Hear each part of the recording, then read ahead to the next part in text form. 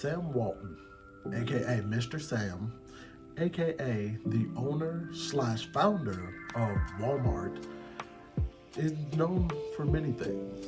But one thing above all else is being the man who changed entrepreneurship in America.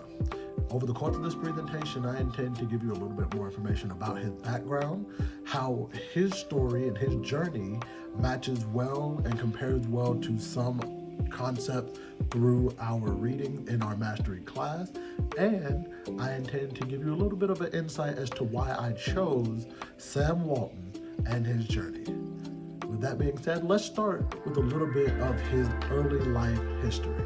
Sam Walton was born in Kingfisher, Oklahoma in 1918. He wouldn't stay in Oklahoma for very long. Following his father and family from job to job, they bounced from city to city before ultimately landing in Columbia, Missouri in the 1930s. After graduating high school, Sam would make the decision to stay in Missouri, attending the University of Missouri, earning a degree in economics in 1940. After his graduation from the university, he was offered a position at J.C. Penney in Des Moines, Iowa. He would accept it and become a manager trainee.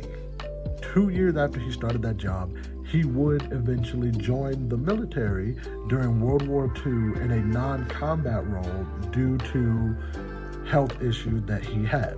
Now, I know I ran through his history kind of quickly, and I understand that it might be a little jarring, but truthfully, I left out a lot for time reasons. Something that Sam was known for all the way from childhood up through his time in the military was his devotion to wanting to be a businessman.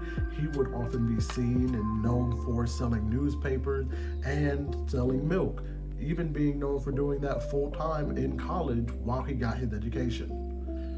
Willard and mystics say, people with a growth mindset think abilities can be developed through hard work and education. They enjoy challenges. There is no limit on mastery for this group. They embrace learning and consistency, see potential to develop new skills, and Sam was no different. This type of mindset and this type of goal setting and pushing for the next thing is something else that is referred to in the book Stretch. Willard and mystics say, people who bounce forward have an inner compass that never falters. Success seeks them out. They have aspiration and willpower to remain focused on the future and use their networks to keep them motivated. Following his time in the military, Sam Walton would open one of many Ben Franklin franchises, but he was not satisfied. He wanted to strike out on his own, and that led him to creating Walton Five and Dime Store, his first owned and operated retail opportunity. Following the success of Walton's Five and Dime, Mr. Sam decided he wanted to create something new. That's when Walmart was born in 1962. The store did so well that in a matter of 5 years, he had over 24 stores, making sure to target small towns so that way, even those in the smaller town had a reasonable and affordable place to get all of their needs. And the success wouldn't stop there. In a matter of 10 years, by 1972, he had over 50 stores across America. He would later go on to become known by Forbes as the richest man in America.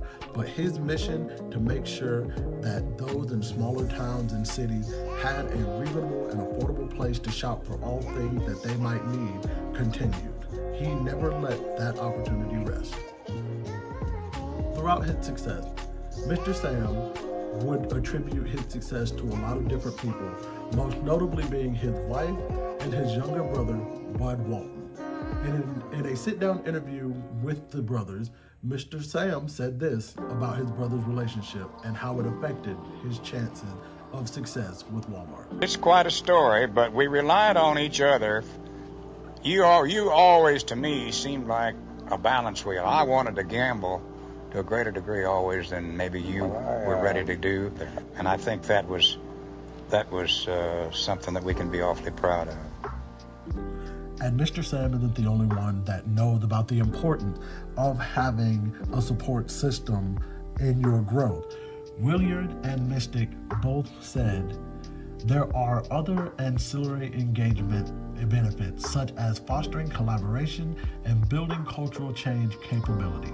Some of the best practices do not require huge investment, but are simply accomplished by fostering transparency and adopting new management practices.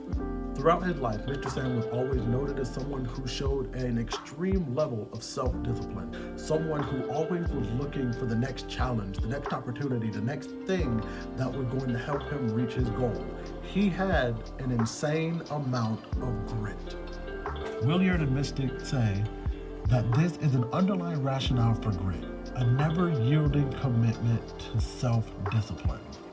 Not only did Mr. Sam have that level, but everyone who knew him knew that Mr. Sam was someone who always pushed forward.